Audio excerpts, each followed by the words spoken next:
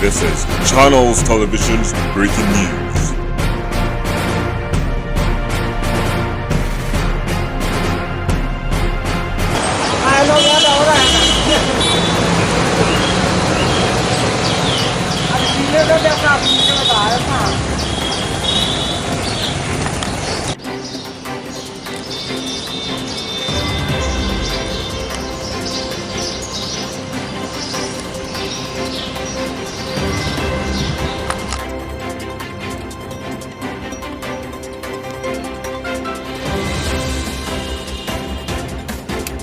This is basically on the village committee election. এক বছর 3-4 মাস হয়ে গেল তখন ওই ইলেকশন কন্ডাক্ট করানোর কোনো ইনিশিয়েটিভ নেওয়া হয়েছে বাইরে। এটার আগে আমরা TTAADC পক্ষ থেকে আর আমরা ত্রিপুরা পক্ষ থেকে আমরা অনেকবার মানে রিপ্রেজেন্টেশন দেওয়া হয়েছে, ডেপুটেশনে দেওয়া হয়েছে। এরপরেও তারা কোনো ইনিশিয়েটিভ এরপরে আমরা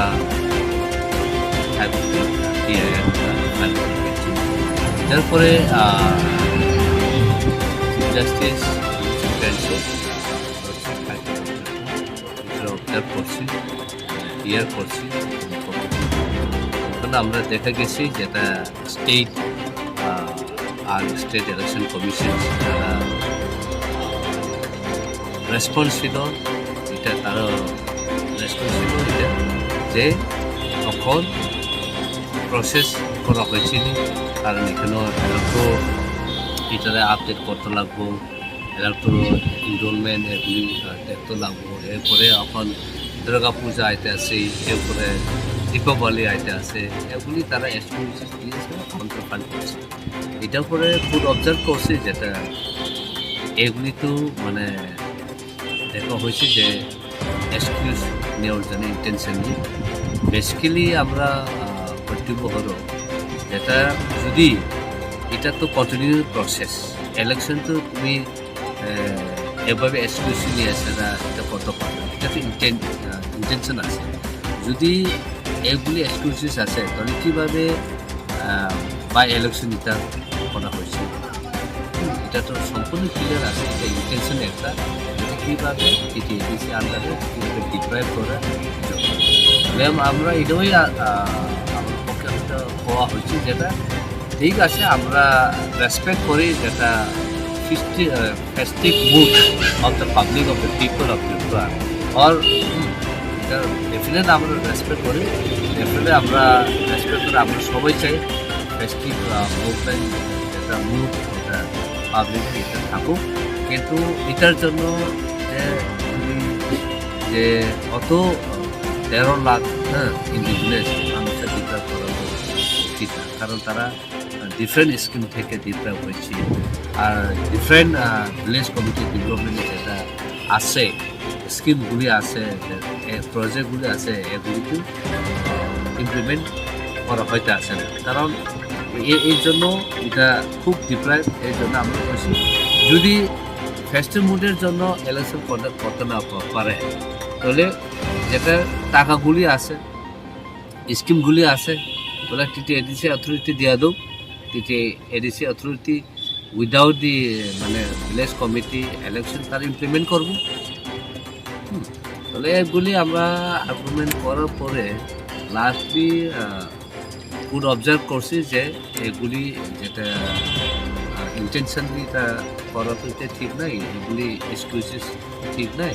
মানে উইদিন নভেম্বর লাস্ট দিকে মানে খুব রিজিড টাইম যেটা ডেট ফিক্স করেনি, কিন্তু উইদিন দ্য নভেম্বর মাসে এটা কমপ্লিট করতে লাগবো এগুলি করা ছাড়া আমাদের বিষয়।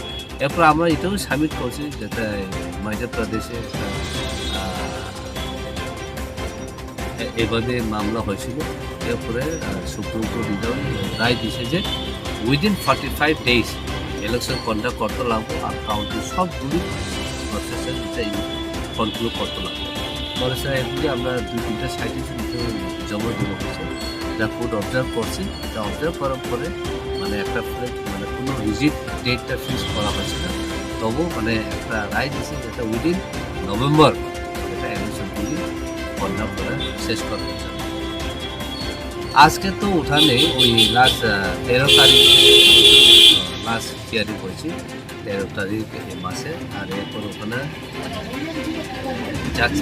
জাজমেন্টটা রিজার্ভ করা আজকে আমরা আপলোড করে দিয়েছি ওয়েবসাইটে, যেটা আমি আপনাদের পাঠাই দিন, যেটা যেটা হাইকোর্টে যেটা ওয়েবসাইটে যেটা আপলোড করা হয়েছে তো দেখতে পাবেন।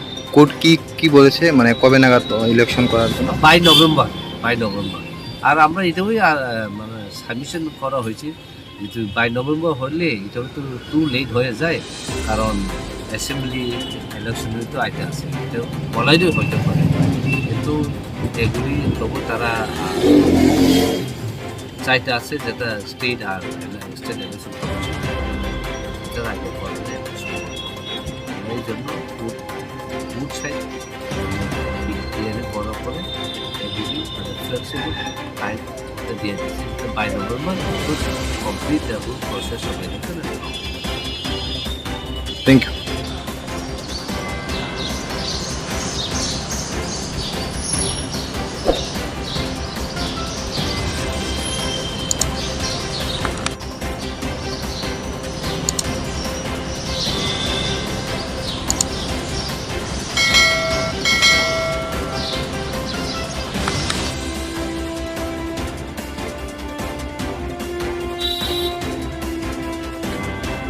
একটা